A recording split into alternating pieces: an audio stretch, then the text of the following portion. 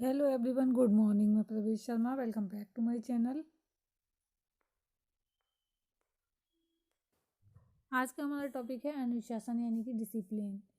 तो आइए सबसे पहले देखते हैं इंट्रोडक्शन। अनुशासन का मानव, विद्यालय व सामाजिक जीवन में महत्वपूर्ण स्थान है। अनुशासन व्यवस्था का प्रतीक है।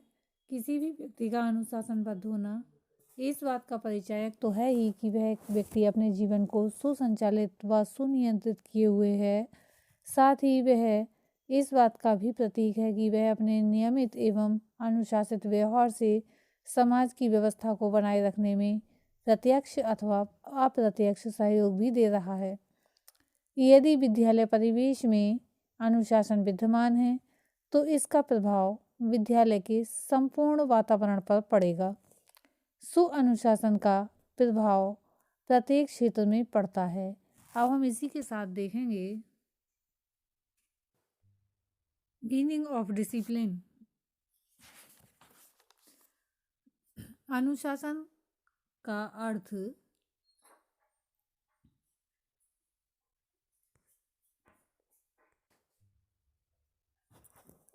अनुशासन का जो है शाब्दिक अर्थ यदि हम देखें तो ये कह सकते हैं कि अनुशासन डिसिप्लिन का हिंदी रूपांतरण है।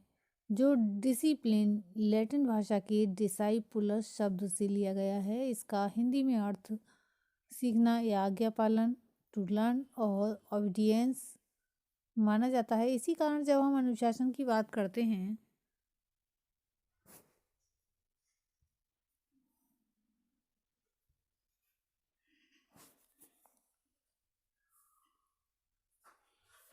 तो हमारा अभिप्राय होता है कि नियमों की सीमाओं में कार्य करना। इस कारण कुछ शिक्षाविद ये मानते हैं कि नियमों का पालन ही अनुशासन है।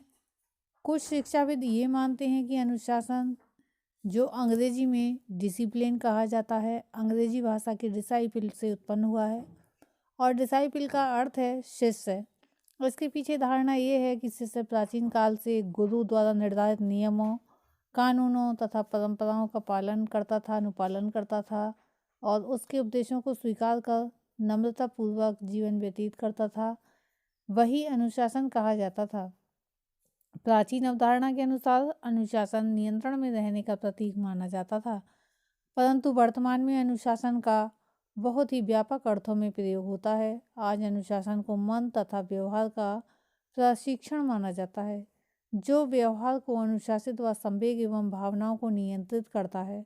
आज अनुशासन में आत्म अनुशासन व सामाजिक अनुशासन पर विशेष बल दिया गया है। विभिन्न विचारकों ने अनुशासन की अवधारणा अपने अपने मत के अनुसार अभिव्यक्त की है। तो इसी के साथ हम देखेंगे definition of discipline.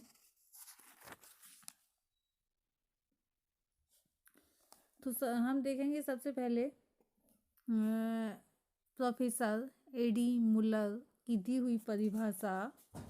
According to Eddie Muller, in its most modern and inclusive sense, discipline means preparing boys and girls for life in a democratic society. The purpose of discipline is to help the individual to acquire knowledge, powers, habits, interests, and ideals which are designed for well-being of himself, his fellows and society as a whole। कहने का तात्पर्य यहाँ पर यह है कि आधुनिक संदर्भ में अनुशासन का तात्पर्य है बालक बालिकाओं को प्रजातंत्र के लिए तैयार करना। अनुशासन का उद्देश्य है व्यक्तियों का ज्ञानार्जन, शक्तियों, आदतों, रुचियों व आदर्शों के विकास में सहयोग देना, जिससे वह स्वयं का, अपने साथियों का व संपूर्ण समाज के उत्थान हेतु कार्य कर सकें। नेक्स्ट डेफिनेशन हम बताएंगे टीपी नन के द्वारा दी हुई। उन्होंने लिखा है, अपने संवेगों तथा शक्तियों को नियम के अधीन करना अनुशासन है, जो अराजकता की व्यवस्था प्रदान करता है व वह कुशलता एवं मितव्ययता उत्पन्न करता है, जहाँ उसके बिना अकुशलता एवं अपव्यय होता है। W.M. रायबर्न लिखते हैं, सच्चा अनुशासन स्वीकारात्मक एवं रचनात्मक होना चाहिए, नकारात्मक या विनाशकारी नहीं। इसके द्वारा निर्माण होना चाहिए, तोड़फोड़ नहीं। संवेगात्मक नियंत्रण का लक्ष्य चरित्र निर्माण, रचनात्मक प्रक्रिया है। इसकी वांछित आवश्यकताएं दमन और शक्ति नहीं, बल्कि अभिव्यक्ति और विवेकपूर्ण उदात्तीकरण है।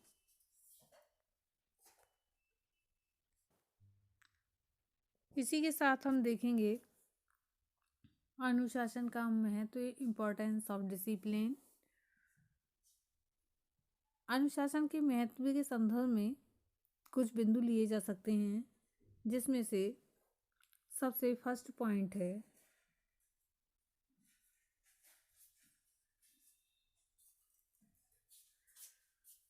विद्यालय प्रशासन का अच्छा होना। सेकंड है कक्षा शिक्षण का प्रभावशाली होना। थर्ड है उचित व्यवहार को प्रोत्साहन देना।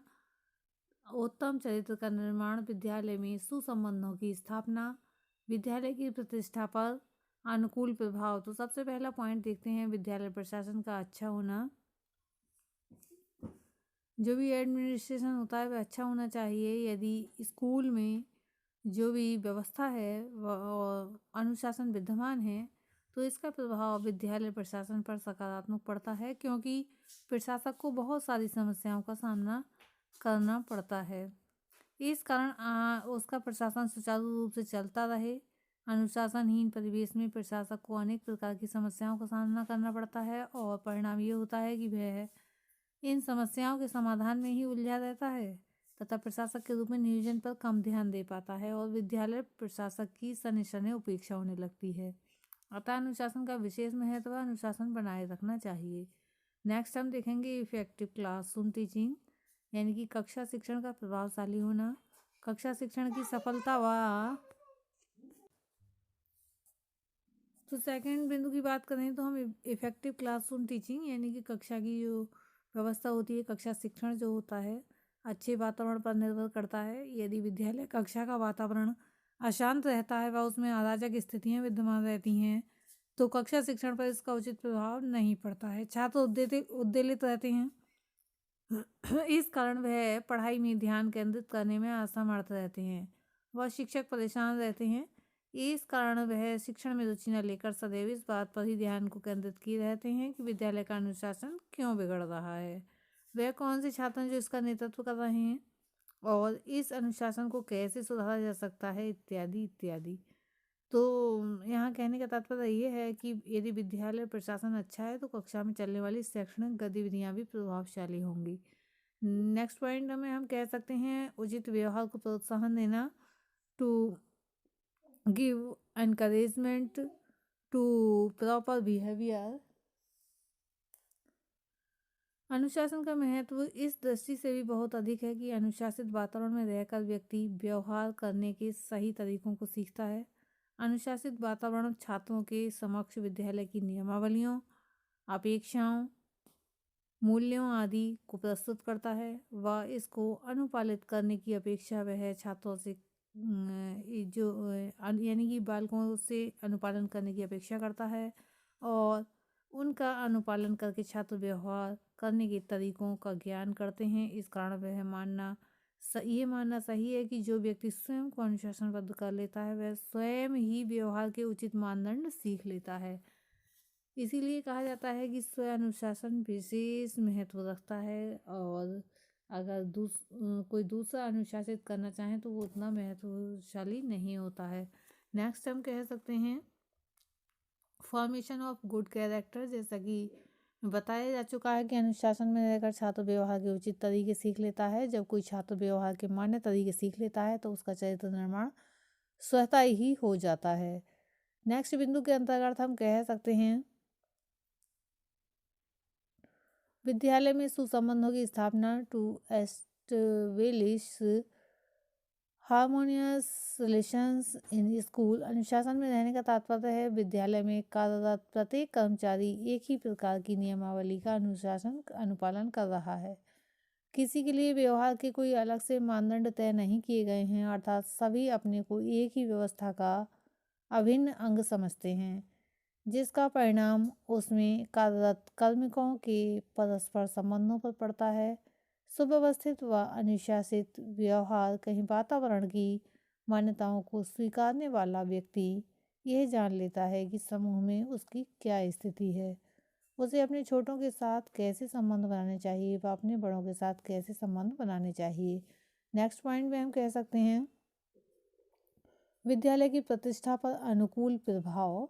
जिस विद्यालय के छात्र, शिक्षक, कर्मचारी, मुख्याध्यापक अनुशासन का परिपालन करते हैं, उस विद्यालय की सकारात्मक छवि सभी के मस्तिष्क में रहती है और जब किसी अनुशासनहीन विद्यालय की चर्चा होती है तो सभी के सामने अनुशासित विद्यालय में पढ़ने वाले छात्रों का व्यवहार उस विद्यालय की प्रतिष्ठा पर प्रतिकूल प्रभाव डाल सकता है और डालता ही है। इन बातों से स्पष्ट होता है कि विद्यालय में अच्छा वातावरण तो होगा ही, तो विभिन्न पक्षों पर उनका सकारात्मक प्रभाव पड़ेगा। परंतु प्रश्न उठता है कि विद्यालय अनुशासित व को अनुशासित क्यों बनता है, वह कौन से कारण हैं। तो इन कारणों की चर्चा तो हम नेक्स्ट वीडियो में करेंगे। तो आज की इस वीडियो में जो हमने देखा अनुशासन, इंट्रोडक्शन, मीनिंग ऑफ डिसिप्लिन यानी कि अनुशासन का अर्थ, डेफिनेशन ऑफ डिसिप्लिन अनुशासन की परिभाषा, इम्पोर्टेंस ऑफ डिसिप्लिन यानी कि अनुशासन का महत्व। इसके अंदर हमने जो बिंदु देखे, विद्यालय प्रशासन का अच्छा होना, कक्षा शिक्षण का प्रभावशाली होना, उचित व्यवहार को प्रोत्साहन देना, उत्तम चरित्र का निर्माण, विद्यालय में सुसंबंधों की स्थापना, विद्यालय की प्रतिष्ठा पर अनुकूल प्रभाव। तो आज की इस वीडियो में इतना ही। धन्यवाद।